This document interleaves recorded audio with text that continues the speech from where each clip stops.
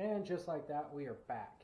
So I went and picked up a new ball joint, and I got wheel bearing grease and brake clean to spray off the new brake rotors. So what I went ahead and did is I yanked the driver's side apart, and kind of my idea was I want to pull the driver's side apart just in case I break something else and need more parts. So I've actually got the driver's side to the point where I'm ready to start assembling the brake rotor for it. So the new spindle's on. I do have to reuse the steering arm here, and you just unbolt it from the old spindle, and then the Quick Performance kit comes with new bolts for it, and then obviously the caliper bracket, dust shield. I was to the point where I need to assemble the rotor, and in order to do that I need wheel bearing grease so that I can pack the bearings before I start putting those back on. But I think I'm going to go ahead and finish putting this side together. So I'll put my new upper ball joint in there. See, I just put a jack stand under there to kind of hold it up. I go ahead and use the jack again. I move the jack to the other side to do that side.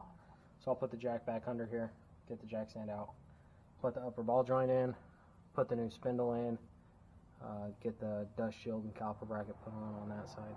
So far, other than breaking the upper ball joint, this thing has gone pretty smooth.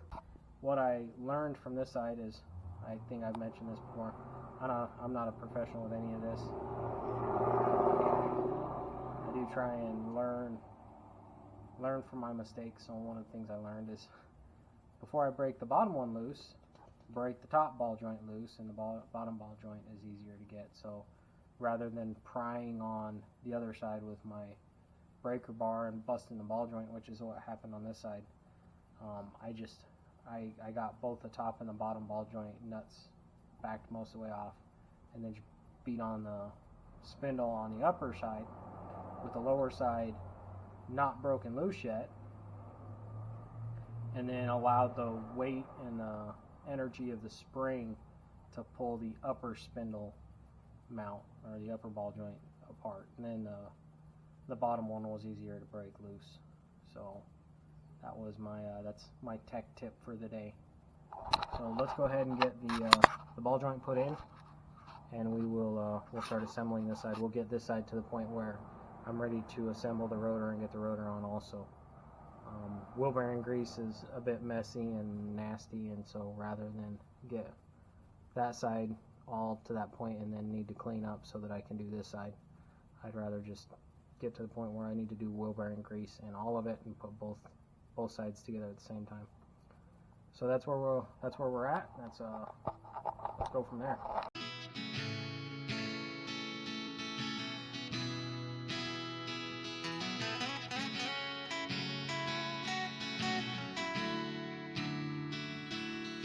And there was a time when I would drive to the county line in Daddy's truck, picking up girls with the tags expired. To a Dairy Queen day, doing under 35, jamming big 98. With your hair in the wind, feet on the dash, a box of night crawlers and 2 poles in the back of a single cab.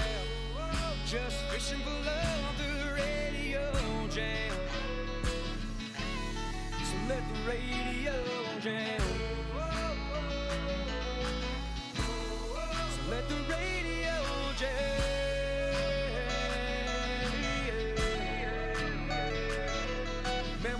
Was something with that new Justin Moore, bumping and buzzing off of some beers, had like 2 Bud Lights in my stomach, blowing smoke but not inhaling. We just trying to be cool, trying to impress the cheerleaders at our old high school. We was doing burnouts, getting tickets, and the cops knew our first name. K Morton gave us tickets for night fishing down at Cheatham Dam. No Santana license, just a couple gallons of gas, and the love for summertime in that new hot track. There was a time when I would drive to the county line in Daddy's truck, picking up girls with the tags expired.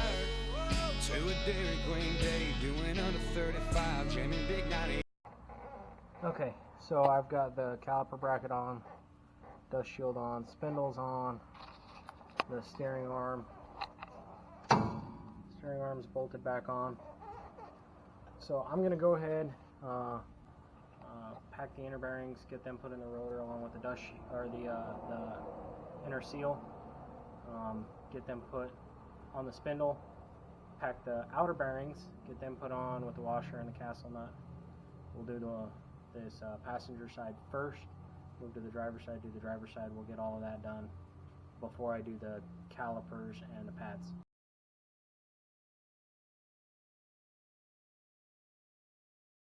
Okay, so we got laid out here. We've got inner bearing and outer bearing. Inner bearings are the bigger ones. Outer bearings are the small ones. So we'll do an inner bearing and a seal. So we'll pack those. We'll go ahead and pack this one. Put it in. Get the seal. Put the seal in. Put the rotor on. And then we'll pack the outer one. And then this package has 2 washers in there, 2 castle nuts and 2 cotter pins, and those will go on the outside here to hold the whole thing on. The good thing about these rotors is they come, you can see that it's got races already installed, so I don't need to put new races in. What I'm going to do is I'm going to go ahead and pack the bearings and get the bearings put in first. I'll get the rotors on, and then I do have some brake clean. I will spray the surfaces where the pads ride and wipe them off. Disc brakes usually come with a kind of oil that helps them prevent them from rusting while they're sitting in the boxes in a parts store. For night fishing down at Cheatham Dam. No sense and no license, just a couple gallons of gas. And the love for summertime in that new hot track. There was a time when I would drive to the county line in Daddy's truck, picking up girls with the tags expired. To a Dairy Queen day, doing under 35, jamming big 98. With your hair in the wind, feet on the dash, a box of night crawlers and 2 poles in the back of a single cab. Just fishing for love through the radio jam. So let the radio jam. So let the radio jam.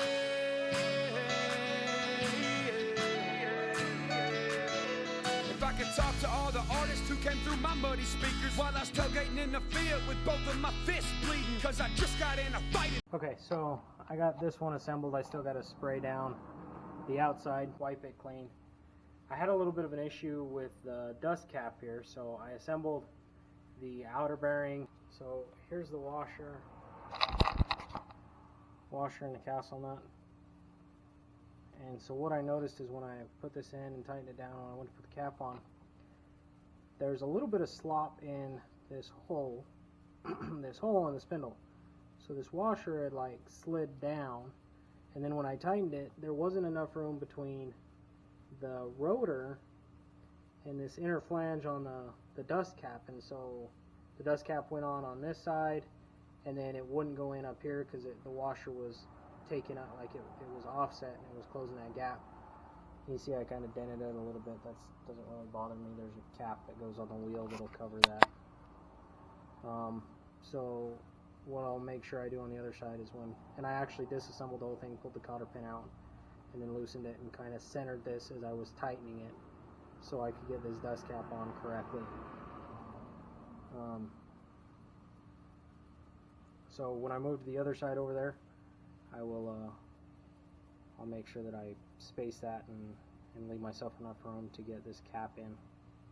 So one side down, and we're almost there. And I thought I was gonna be in trouble. When I walked in Daddy's house, he looked at me and then he chuckled. He said, "What's he look like?" I said, "I don't know, cause my adrenaline." Plus it was just me versus like 3 or 4 of them. But I didn't let them get me. I slammed one on his head, and Timmy chased the other guys with that wooden ball bat. Cause there was a time when I would drive to the edge of that county line. To a Dairy Queen day, doing under 35, jamming big 98. With your hair in the wind, feet on the dash, a box of night crawlers, and 2 poles in a single cab.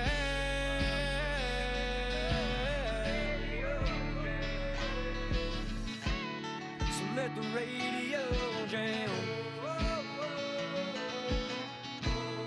So let that radio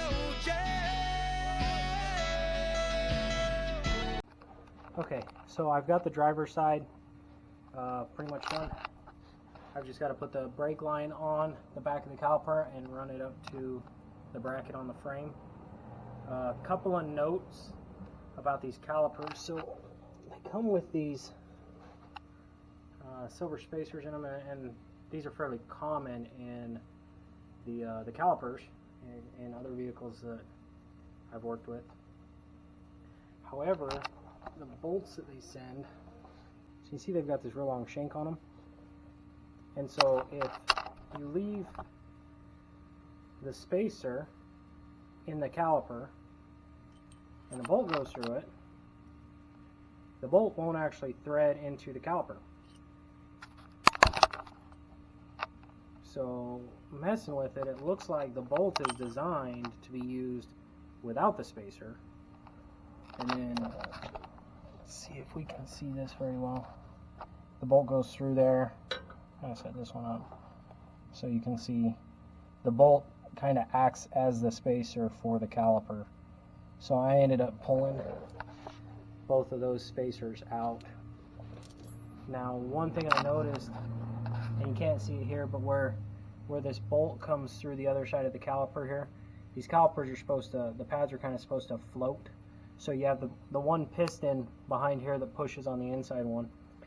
And what I noticed is when I was screwing this bolt in, there was like this rubber O-ring that seemed to be pushing out here. And so I pulled this bolt back out, and I noticed that right in the middle of this here is a groove, and there's an O-ring in there. And so the O-ring provides the support for the bolt, so the bolt's not, you can see that the caliper is machined larger than that bolt, so that O-ring in there kind of centers everything and allows that bolt to float and the caliper kind of to float on the bolt without being sloppy. So you see we've got the L on this side. So this caliper's done. I've just got to say, I've just got to attach the line. It goes from the back here up to this one here, and it goes through this bracket. But I think now that I've got the one loaded caliper done, I'm going to move to the other side and do the other caliper. Alrighty, so we're pretty much done for today. We just got to bleed the brakes, put the wheels and tires back on. So I got the hoses are on. The new clips are on there. It came with new frame brackets to replace these old ones, but the hole's not big enough for the bolt. Seems like it's just kind of a oversight.